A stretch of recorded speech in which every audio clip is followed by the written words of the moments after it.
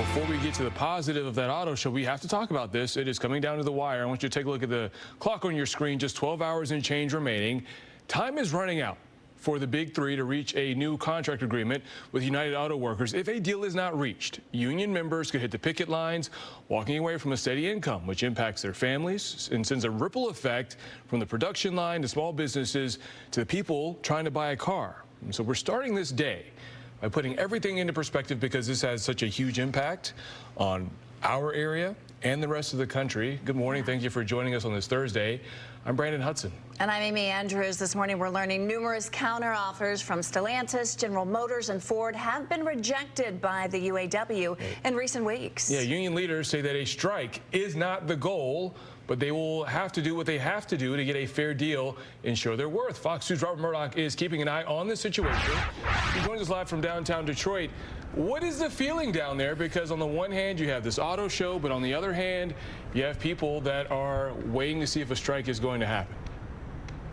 You know, I think there's a lot of just anticipation, everybody wondering what this next move will be in this situation. As you know, they have been in contract negotiations since mid-July, and we are now just hours away from the deadline, from those contracts actually expiring. Now, as you guys know, Shawn Fain, the president of the UAW, he's been really good all along about giving updates on social media to let everybody know, to let the membership know exactly how these contracts are going. Well, they say that they are ready to react. They are ready to take action. They have been practicing picketing, and soon we could see the real deal.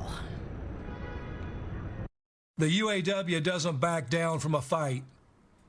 We're willing to do what's necessary to win justice by any means necessary. Shawn Fain, the president of the UAW, once again taking to Facebook Live to update union membership on how contract talks are going, and once again telling that membership to get ready to strike at 11:59 tonight. That is when the first wave of walkouts would happen. Anxious, nervous, kind of like the moments before a big boxing match, but we're ready. This man among the local 51 workers at the truck plant in Dearborn that took part in a practice picket on Wednesday. Fain says a strike involving Ford, Stellantis, and General Motors at this same time would be historic, that they would start small and then expand as needed to put more pressure on the Big Three. In the spirit of the sit-down strike, the stand-up strike will keep the companies guessing. It's going to rely on discipline, organization, and creativity. Sit-down strikes were a popular union tactic in the 1930s in which workers would bring production to a halt and basically take over a plant. According to Fain, the latest offers on the table included 20% pay raise by Ford. GM has proposed an 18% increase, while Stellantis is willing to give auto workers a 17.5% spike. Still optimistic that we'll get a deal, but there is a limit. And because we have to protect for the future investments, and the profitability of the company funds those. Jim Farley, the CEO of Ford, says its offer is the most generous in some 80 years. However, the UAW believes all three can do better. Numbers compiled by the union show combined they have made $250 billion in North American profits in the last decade alone. We are told some workers can't even afford to buy what they are building. Over the past almost 17 years of my 25 years, it's went from we were treated like gold to where now we're the bottom of the barrel, and we're up here just breaking our backs just to try to feed our kids. So if this does end up going to a strike, as you just heard, there will not be a complete work stoppage at first. Now, Fain does plan to update union membership at 10 o'clock tonight about whether they will strike, whether they will walk off the job, and which locations will walk off first if that is the case, if there is no deal reached. We'll, of course, keep you posted, though. For now, we are live outside Huntington Place. I'm Robin Murdoch. I'll send it back to you. So, Robin, if a strike does happen, when do the negotiation talks continue? You know, that's a very good question, Brandon. According to Fain, there will be no negotiations on Friday, no talks at all scheduled tomorrow. That is because these union leaders, these labor leaders who have been involved in these negotiations the entire time, they plan to walk the picket line with these union workers, a sign of solidarity. Back to you. Robin, we do appreciate it. Thank you so much. Have a good one.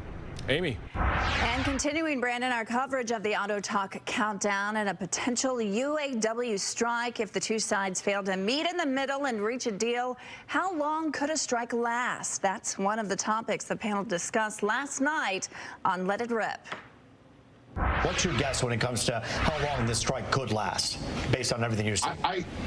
I think the companies are making an effort. I think it could be a shorter strike if they make significant progress tomorrow. That's my hope. But I also think there has to be job security in the mix for all the UAW workers, and that's going to be a key piece at the table as we come to a conclusion. John McElroy, we're running out of time. John McElroy, how long do you think this strike could last? Who knows? I mean, we don't know yet if Sean is posturing a lot or is really ready to take them to the mat on some of his more audacious demands. I'd say a week or two. That's what I'm hoping for, a week or two. Fingers crossed. 42 days the last time we saw GM go up against the UAW. This could be shorter. According to John, we're hoping at least for that. James?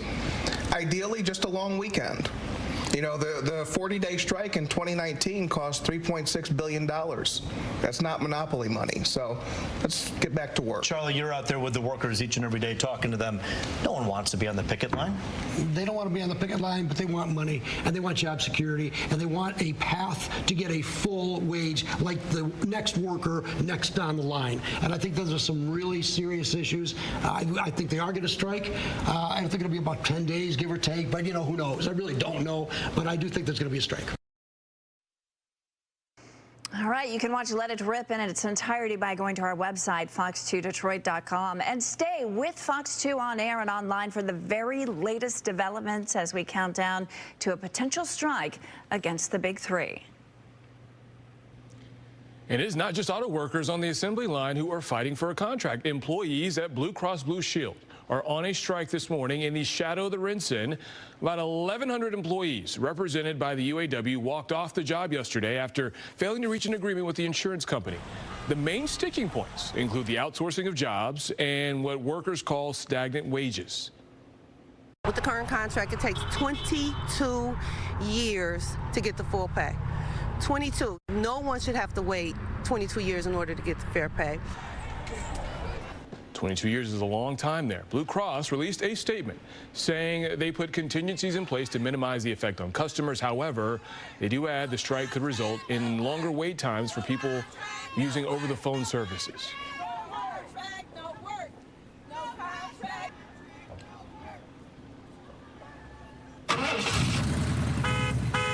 And while there is a lot of focus on unions and contract talks right now, the Detroit Auto Show is rolling along at Huntington Place. Yeah, quite a contrast there, because some of those vehicles on display are from people who have worked and working for better wages. But as far as this show goes, there's a big emphasis on experiences this year. Fox News' Dave Spencer gives us a preview from the showroom floor. Building on the foundation of last year, the 2023 Detroit Auto Show will use the entire showroom floor at Huntington Place to give customers a chance to go for a ride. I've got my bracelet and my second bracelet, so I'm good to go. Let's take it for a spin. A giant indoor track for EVs only, with a number of automakers showing off what its electric vehicle can do. I climbed aboard the Volkswagen ID4, where a professional driver used the course to show off the handling and the surprising speed on such a short runway. 0 to 40. Okay, so you get that in that tight little window there. 0 to 40. So when you come out to the show, you'll be able to experience just that. If you're looking for a more adventurous ride, there are huge installations that push off-roading to new heights. Take Camp Jeep, for example. We're going to go up the hill. I'm holding second gear up the hill. It was 40 degrees, it's steepest. The top of this 30-foot mountain puts you just inches from the ceiling and then back down again. And it feels a little steeper, same angle. Just going to hold it on the brake a little. Going over tight curves and bumpy terrain, auto show guests will be able to go off-roading indoors. Up the stairs, just because we can. Just really to show you that we've got the clearance to go with this. To cap off the media preview, Ford Mustang pulled back the curtain on the Mach-E Rally race car and the new-look Mustang Dark Horse, all of which will be out on the showroom floor for you to come see for yourself. A lot of good stuff to see this weekend, and that was Dave Spencer reporting. Look for more of Dave's reports from the show on Fox 2 News beginning at 5 o'clock. In Huntington Place, we'll be very busy over the next 10 days. Here's a look at that schedule. The media preview continues today. Charity preview is tomorrow. The show opens to the public Saturday. It runs through September 24th. Hours are 10 a.m. to 8 p.m. every day, except for the last day, that Sunday, where the doors will close at 7 p.m.